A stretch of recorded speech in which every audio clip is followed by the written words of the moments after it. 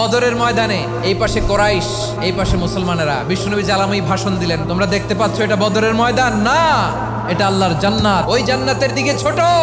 বিশ্বনবীর কথা শোনা মাত্র সাইয়েদনা উমাইর ইবনুল হুমাম বললেন বাখ বাখ, মানে চমৎকার। বিশ্বনবী বললেন মা ইয়াহমিলুকা আলা কওলিকা বাখ বাখ ইয়া উমাইর, আমার এই কথা শুনে তুমি কেন বললা বাখ বাখ? ইয়া রাসূলুল্লাহ, আপনার এই কথা শুনে আমি বড্ড খুশি হয়েছি, আর আমি প্রত্যাশা করছি আমি যদি ওই জান্নাতের মালিক হতে পারি তাহলে কতই না ভালো হতো। সুবহানাল্লাহ বলেন। বিশ্বনবী বললেন উমাইর আনতা মিন আহলিহা, তুমি ওই জান্নাতের অধিবাসী, তুমি জান্নাতি। উমাইর চিন্তা করলেন আমি জান্নাতি, নবীর মুখ দিয়ে যখন বেরোইছে ওই জান্নাতে তো আমার ঢুকতেই হবে, কিন্তু হাতে 3টা খেজুর খেয়ে যদি জেহাদের ময়দানে যাই তাহলে জান্নাতে যেতে তো দেরি হয়ে যাবে। এই চিন্তা আসা মাত্রই খেজুর 3টাকে তিনি ছুঁড়ে মারলেন, তলোয়ার বের করে আল্লাহু আকবার বলে বদরের ময়দানে ঝাঁপিয়ে পড়লেন। আল্লাহর শত্রুদেরকে কচুকাটা করে এক পর্যায়ে শাহাদাতের সুধা পেয়ে নিজেও জান্নাতি হয়ে গেলেন। পড়েন সুবহানাল্লাহ।